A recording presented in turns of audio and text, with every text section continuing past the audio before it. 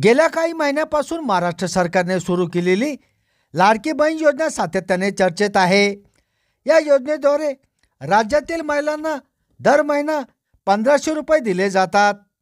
महाराष्ट्र विधानसभा निवडणुकीपूर्वी सुरू केलेली लाडकी बहीण योजना महायुतीसाठी गेम चेंजर ठरली। अनेक लाडक्या बहिणींनी महायुतीला भरघोस मतदान केले, त्यामुळे राज्यात महायुतीला बहुमत मिळाले आणि त्यांनी सरकार स्थापन केले। त्यातच आता भाजपचे आमदार नितेश राणे यांनी लाडकी बहीण योजनेबद्दल एक मोठे वादग्रस्त विधान केले आहे। त्यामुळे आता चर्चांना उधाण आले आहे। भाजपाचे आमदार नितेश राणे यांनी मुख्यमंत्री देवेंद्र फडणवीस यांच्याकडे लाडकी बहीण योजनेसंदर्भात एक मोठी मागणी केली आहे।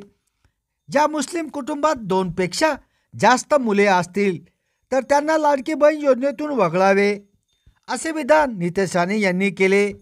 त्यामुळे राजकीय वर्तुळात खळबळ उडाली आहे।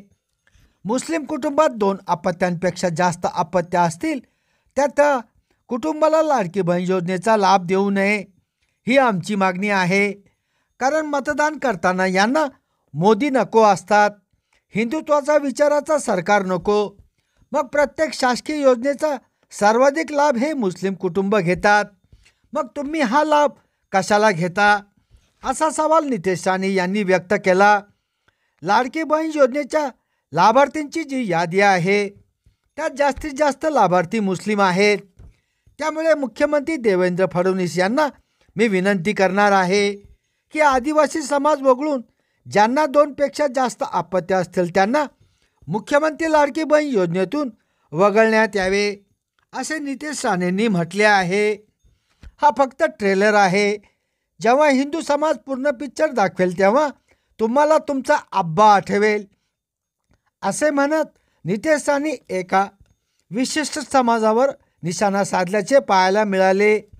तर नितेश राणे यांनी केलेल्या मागणीनंतर सरकार या संदर्भात निर्णय घेईल, अशी प्रतिक्रिया शिंदेचे खासदार नरेश म्हस्के आणि भाजप नेते चंद्रशेखर बावनकुळे यांनी दिली। संभाजीनगर समाचार न्यूज चॅनलसाठी सुनील टाक।